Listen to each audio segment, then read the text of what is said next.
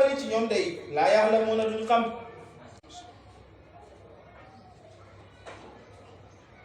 wa kam lu bëree bëri ahlak naa alak nañ ko bala neexee wa kam ñaata waaye firee ko rek wa kam lu bëri ahlak naa alak nañ ko min qaryatin ci dëkk boobu batirat réyaloon nañu ma'isataha dundam ga fatilka boobu la dëkk day soo fa demee tey masaakinukum seen dëkkuwaay ya lam tuskan dëkkee fu ko min ba'dihim gannaaw alak gëleen yàlla alagoon ilaa qaliilan lu dul ñu néew wa kunnaa ñu nekk ñun yàlla day ndax nu ñun ñii alwaarisuuna ñooy way donn de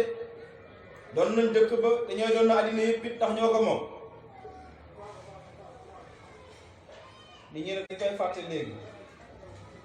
day gis léeg-léeg bàyyi nekk fi wala yaay ba faatu rek lam fi ba njaboot gi di ci dem tribunal ak xeexoo beeg dem ci yëf yaa ngi noonu fi ñu commencé tuuti ci ginnaaw li la doon wax mooy mënoo jubal ku la neex léegi nag gis nga mi ngi daanoo fii ci koom-koom bi ñu yore ci àddina ban njëriñ la bu ñu dawaatee mu ne innaka naka yow laa tahdi doo mën a jubal man ka nga xam ne ahbabta na ma nga koy jubal walakin allaha wante yàlla day yahdi moom dana mooy gindi man yashaawu ka dana neex ko wa huwa yàlla ahlamu mooy aji xam bil muhtadiina ci way gindeeku yi de mooy ci ña nga xam ne boo leen waare ñu gindeeku wa qaalu ña nga naan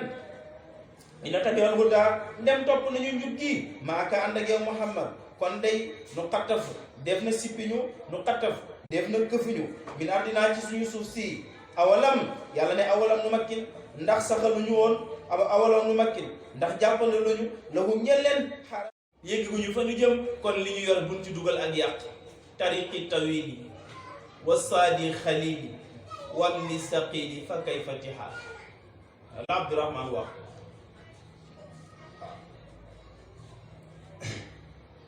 kon nag mu ne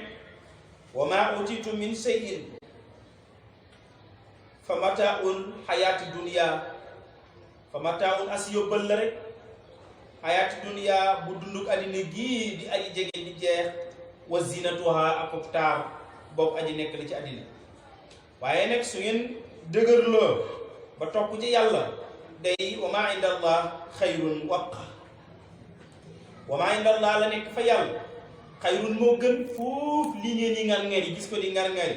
da nekk ci yàlla gën foofu wabqa te moo gën a saxit nag wabqa te mooy la sax dafa am ñu koy def afala tafdil waaye matu